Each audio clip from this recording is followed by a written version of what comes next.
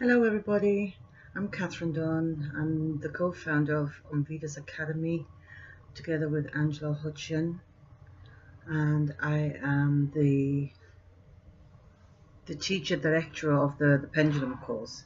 Pendulums are my passion, and I just want to share a few pendulums that I have here and what we do with them. Now I know some of you have already been using pendulums for some time. The majority of people may still be just the hobby pendulist, which is okay as well, and may have a slight interest in learning a little bit more about it, and that's what I'm here for.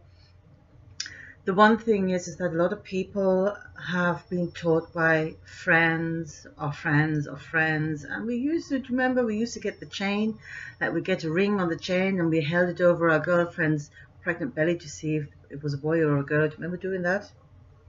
Those are the beginnings. Now, let's fast track this a little bit, okay? So I have a couple of pendulums here. I'm just going to see if I can hold them all up together in one go, and then I'll go through them one by one.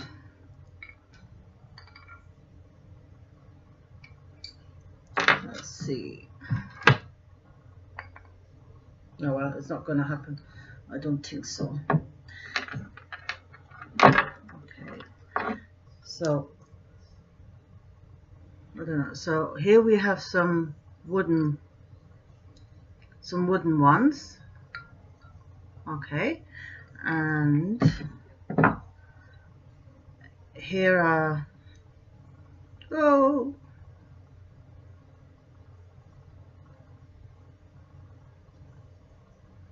some crystal ones. This one here is a very pale amethyst. Don't know if you can see that. Very pale. Okay.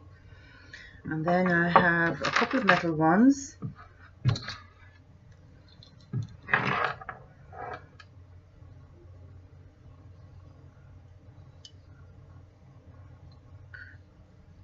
Okay. So, anyway, we have some crystal ones, okay? And crystal ones, crystal pendulum, there. They're all quite pretty. Some of them are faceted and some of them are sphere shaped, and some of them, like this one, is just cone shaped. They're nice. Some of them are on a metal chain, others on a cord, like this. I don't know. Can you see it there? Yeah. And what is the difference? Well, it depends on what kind of a pendulum and what you're using it for. Some of the pendulums are quite powerful in their radiesthesia, that the energy, the frequency, the vibrations that it emits, and if you are picking up negative energies, you can actually feel it taking you over, and it's a really odd sensation. You can feel it like a horde of ants crawling up your arm, and it's horrible. And for pendulums like that, you will always find that they're on a cord, okay? So there is no transmission to you, whereas with these, with anything metal, and even though I have other metal ones there,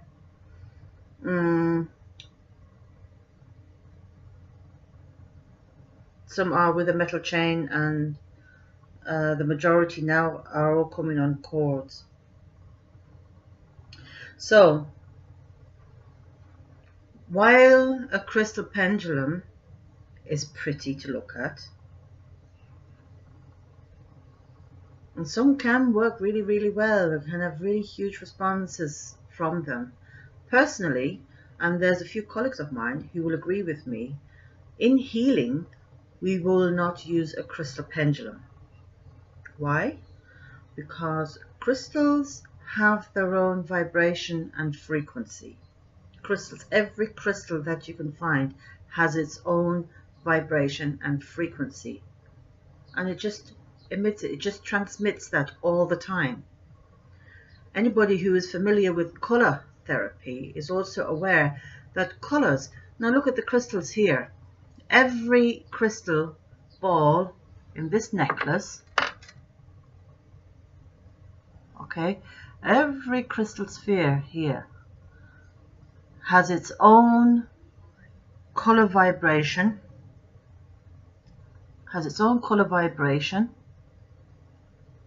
and frequency, as well as what it is, a crystal. So having the chakra colors around my neck, my vibrations, my frequencies, I am glowing. I'm as high as a kite, really. Anyway, so all crystals are biased, in other words, okay? In pendulum healing, a crystal pendulum is no use to you whatsoever. I'm not saying that you can't use it for everything else.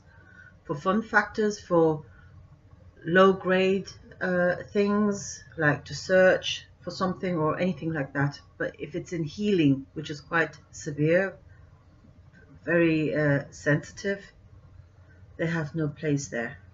That is my opinion and the opinions of many of my colleagues who do pendulum healing, okay?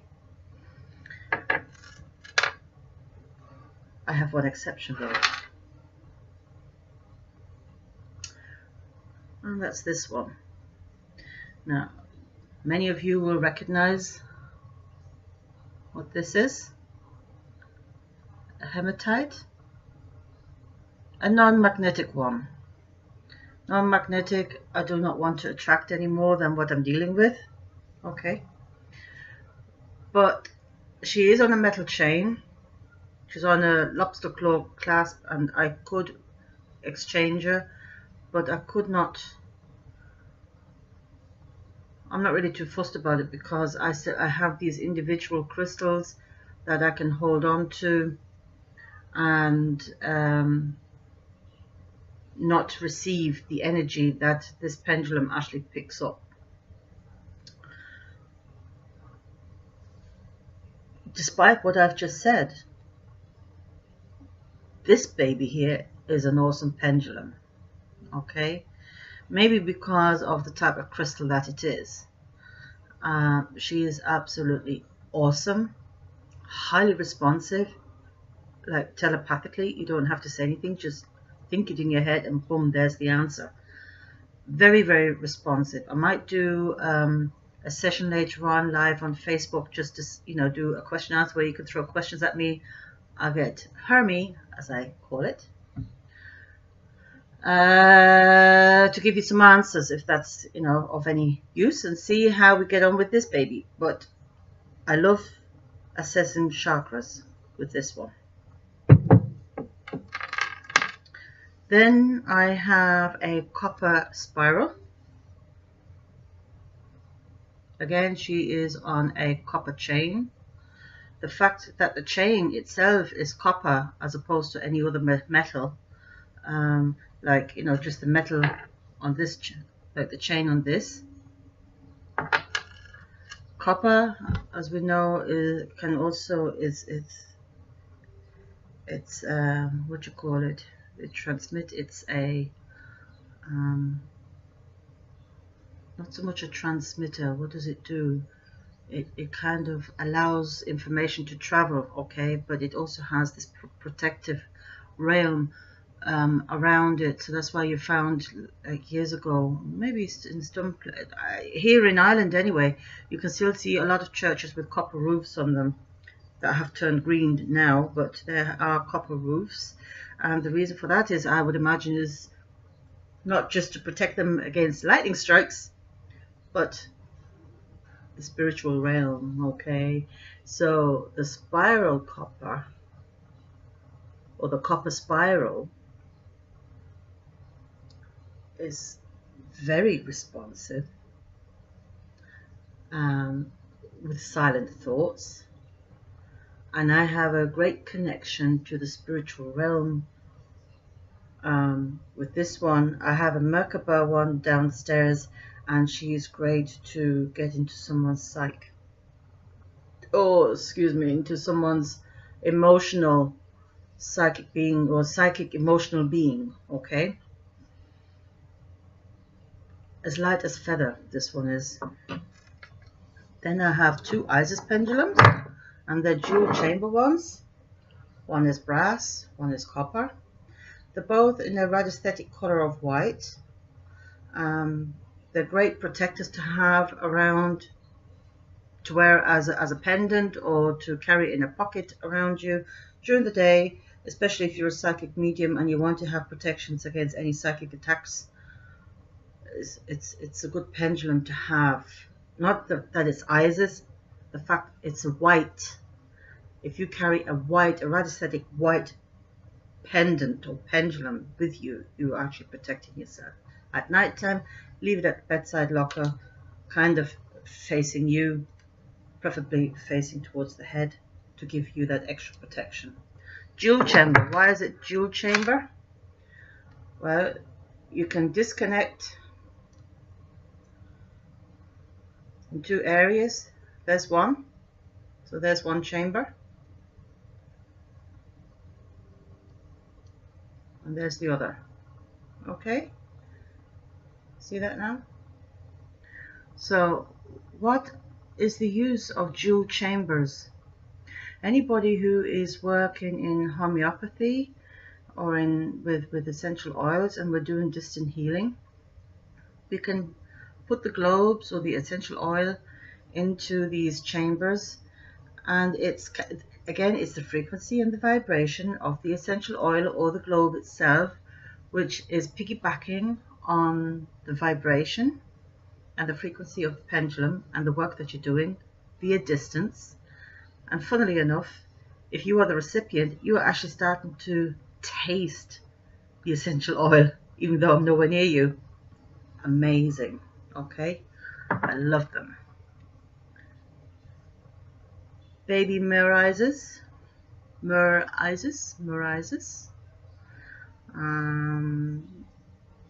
Another white one. This is a non-chambered one. I like to use this towards the end of a healing session just to balance things out, to smooth things out, because when you're doing, say, like Reiki or any other energy healing, it doesn't matter if you have the client in person in front of you or whether you're doing it in distance. You just need to, because you unraveled them, you now need to calm them down and just put the finishing touches on and close it. That's what this baby is for. Okay. I have a couple of the wooden Isis ones. This is a 4-disc one. This one is beechwood. Highly responsive, very, very subtle. Mind you, all the wooden ones are very subtle, even though you can get one or two that are extremely powerful that you have to, even though they're coming on a cord, I still have to use alufoil on them because because the red aesthetic color is a green minus, a very strong green minus. On the one that I have that I'm not showing you today, I'm just looking here. This one here is actually a mild green minus and should be kept, not with the other ones. And normally she has her own little place, but for demonstration sake she's just here on the table, but she has her own little corner over there. This one is the Hunter Healer. Very heavy, and in its original state she is a white, but this one is programmable, and I can set it to green minus or whichever I need at the time. Yeah, and she's agreeing with me. Okay. All right. Now, the other thing I would like to discuss here today is how to hold your pendulum. Okay. And I'm going to demonstrate it all here now with my spiral one. We all have long chains. Some are longer. I mean, the Hunter Healer, if I hold this up, now, you see how long it is? That's a lot of cord. Why? I don't really know, but it's a lot of cord. So you have a lot to hold in the palm of your hand. So as you've noticed, all the cords have a little ball there at the end. Okay. Like this one. Now hold it against the black there. You see that there? Even the cord ones have a little ball at the end there. Okay. So they should be held in the palm of your hand. So let it fall in there, cusp your fingers together, and maybe have it 2 inch, 2.5 inch, 3 inch max long. That's all you really need. So why do I need to have all of this? Well, why I don't know, but you need to have the ball in the center of your very being, and the center of your being is in the center of your palm. So that should always be there. It takes a little bit of practice, but I find I hold it, I keep the ball in place with my ring finger. You'll find your own way, okay? But it's my ring finger that's holding it. Can you see?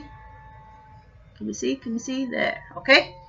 So it's holding it, and then you hold the chain between your thumb and your index finger. I know there are some people going around and I don't know how they're doing this. I think they're holding it like this.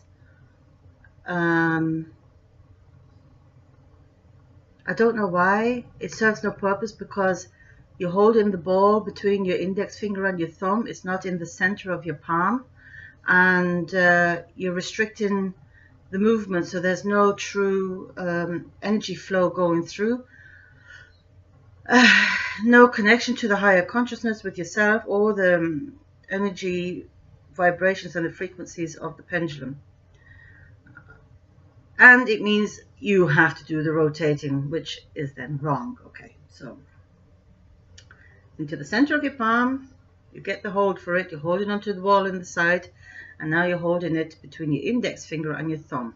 So it has a free range to move. It's unobstructed, it can move, okay?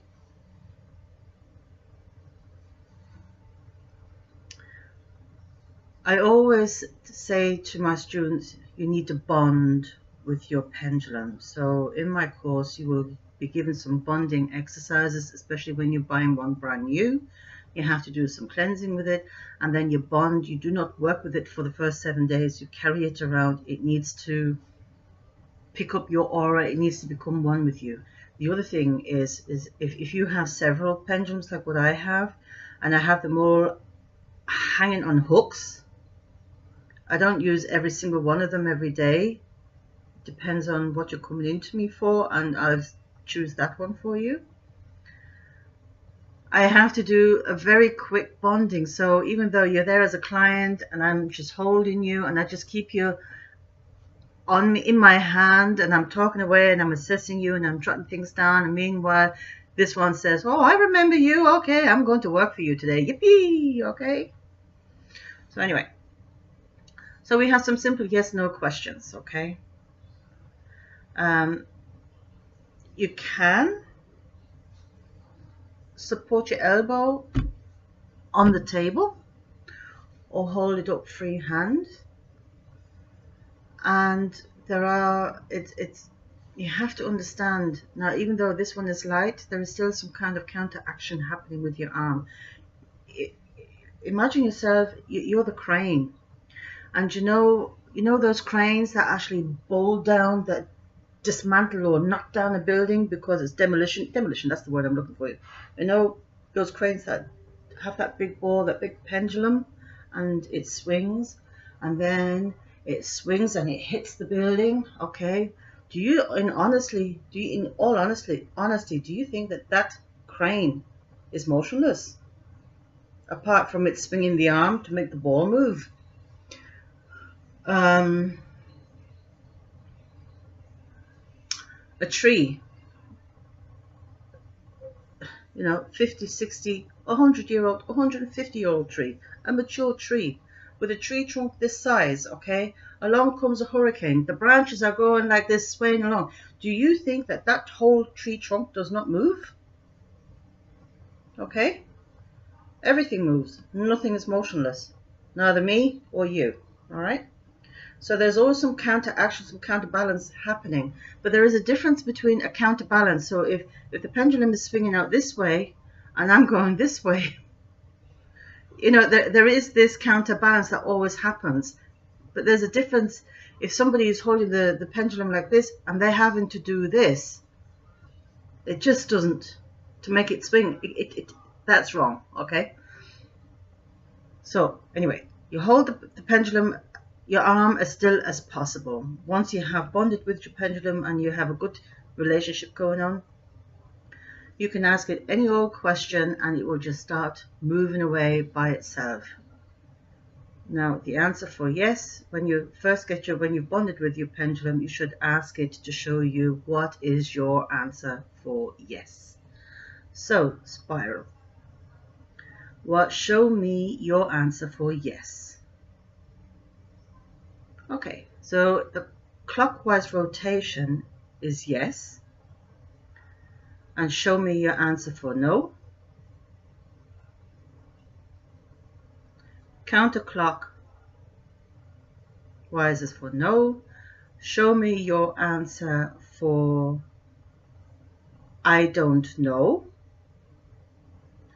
So that's a forward-backward motion, so up and down. Show me your answer for I am not sure.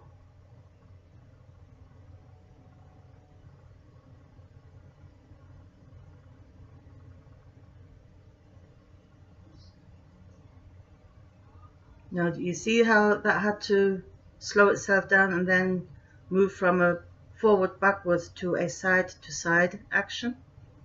So it doesn't just snap out of one movement into the next, okay? So you have to give it some time. Some of you will say, oh, well, hold on a minute. I have a pendulum and I've been doing this for millennia and my yes is this way and my no is this way. Is that wrong? No, it's not wrong. That's who you are. And this is what you've been taught by lay people. That's fine. But in the community of healers, pendulum healers, we have set ways. It's a set way and you can teach your pendulum to respond in that way. So it's unison for everybody, okay? So in general, you have a clockwise, I'm going to do this deliberately, you have a clockwise rotation, maybe too fast, a clockwise rotation for yes,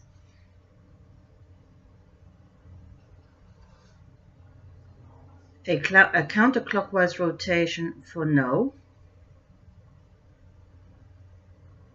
You then have this backwards forward swing for I don't know, and you have this side to side I am not sure. Those are the basic ones. In the healing we have then other ones that have a chopping action. I don't know if I can do this because it just does it. I can't really, it nearly goes, if you know the five, I can't even do this. You see, you have to move your arm to do this, but when this happens by itself, you'll be amazed, okay? Because you see me, I'm trying, you know the 5-star, right? That is what it does when it starts to work away on a cancer cell, for instance, when it wants to slice and dice, as I call it. It wants to slice and dice. So it slices and it dices. So it goes this way, that way, up and down, then this way and that way. And for me to make this happen, my arm would have to go all over the place. But I can't do this. My arm is still and it does it. Okay? Which I can't demonstrate to you now because I don't have cancer. All right? And I can't ask it to show me the slice and dice. Well, I'd never have asked it. Can you show me the slice and dice?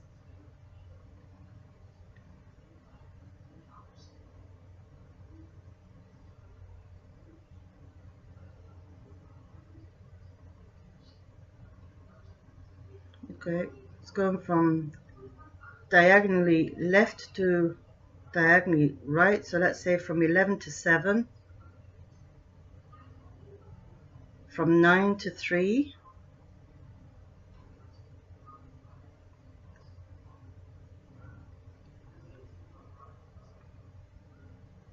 oh sorry, from 5 to 2, from 6 to 12, from 5 to 11, from 3 to 9. Okay, you kind of get the picture. I actually said the numbers wrong. So it's from 11 to 5, from 9 to 3, from 7 till 2, from 6 to 12, from 5 to 11. So we're back to that way. You kind of get the idea now, yeah? It can go like this, mad. It is slicing and dicing, and then in between it'll just keep going up and down, and then it shoots back in this direction. I have to do that arm action if I wanted to make that happen. I don't do that, okay? And that is the difference. There's nothing we can do about an actual counterbalance. This now I'd like to show it to you. No, I'm not going to show it to you into the eyes, because Isa said it wasn't going to play ball today. Isaac can be shy. So this one is quite a heavy one, and it's actually, no, this one is still heavier. It's quite heavy. So there has to be some counterbalance going on, okay? So I'll see if Hermie will show us a slice and dice action. So again, we're going from 2 to 5, 2 to 7, moving to a 3 to 9 action, moving around the clock. Now this can happen in a clockwise manner or in a counterclockwise. So we're now on a 5 to 11, 6 to 12, 7 to 2, moving to a 9 to 3. You see that? Now it's going backwards. Now we're getting into the swing of things. You see that?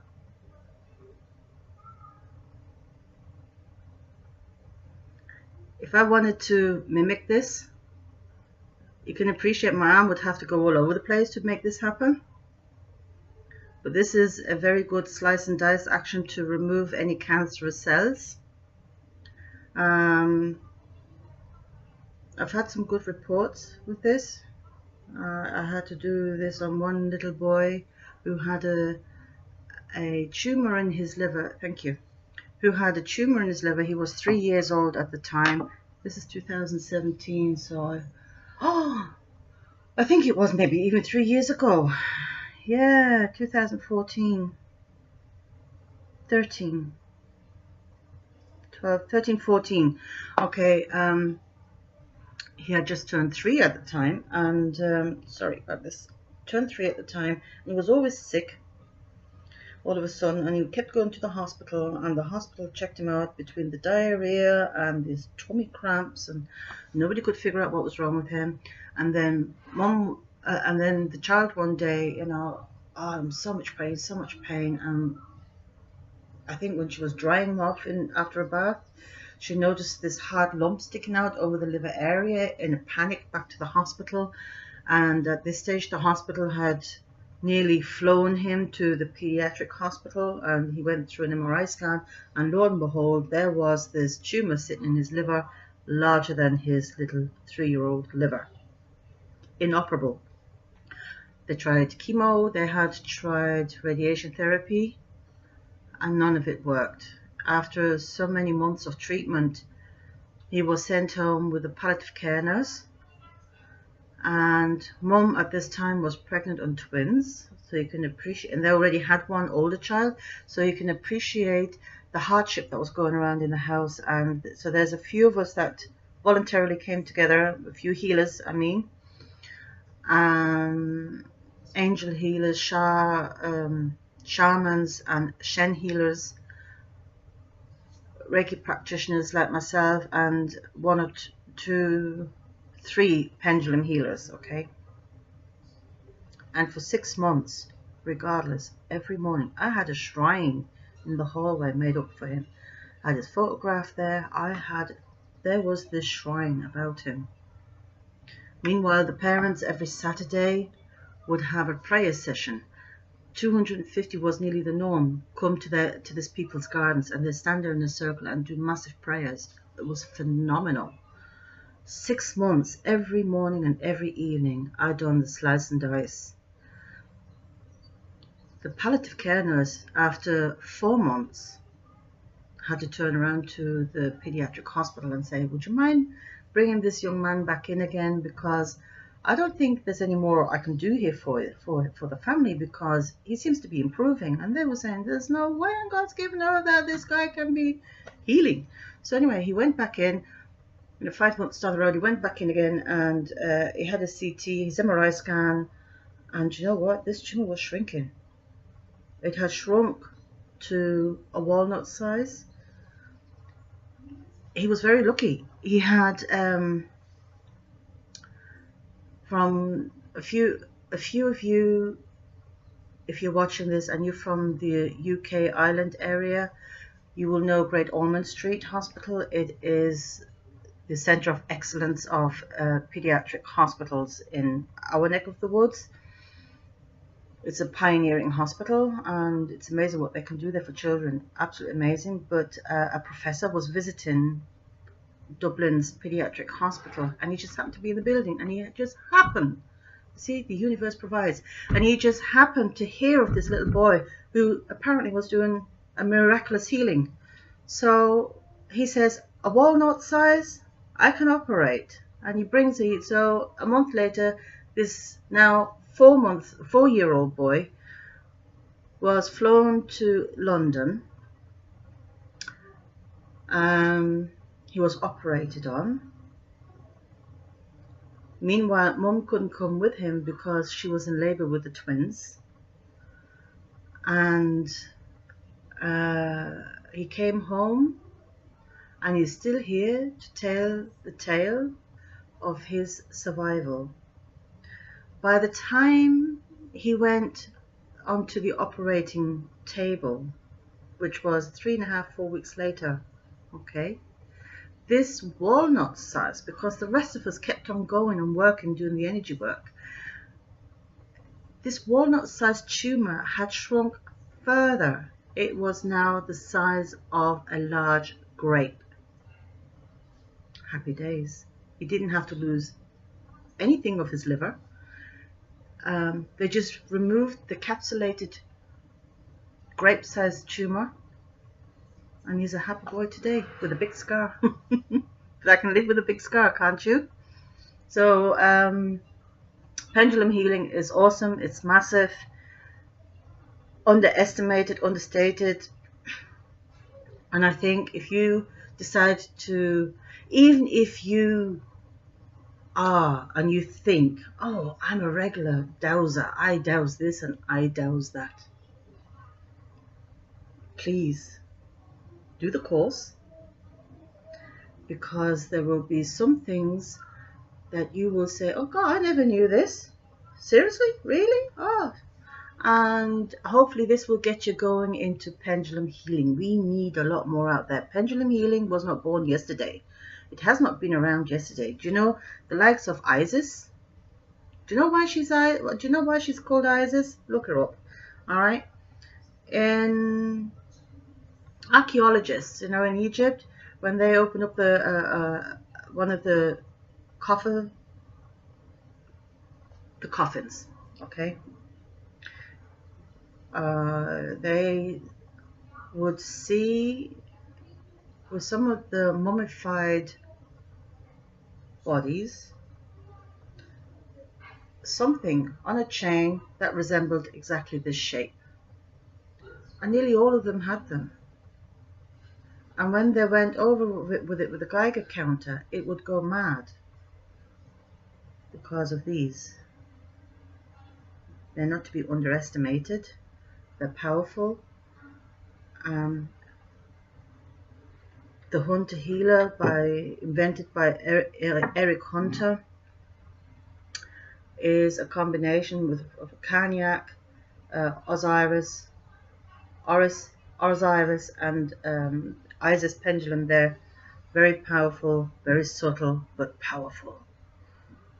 He's developed a few more since, but there are so many out there. You know, I have a Ho'oponopono universal pendulum.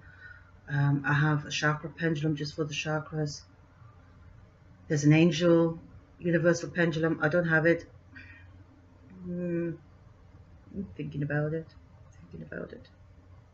There's an Atlantis pendulum. There's a brand new one that's just come out. I only seen that this morning. Physio pendulum. Anybody who knows, who has been taught the techniques of Dr. John Teal, the touch for health, kinesiology.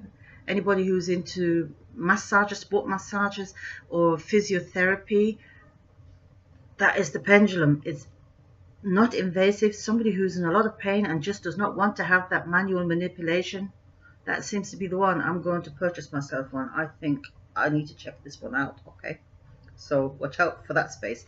So hopefully this has given you a little bit of a taster, a little bit of an insight on pendulum healing. It's not as straightforward. It's not that yes no action and one pendulum does all, because it most certainly does not. I hope you enjoyed this. Thank you very much. Take care. Bye bye.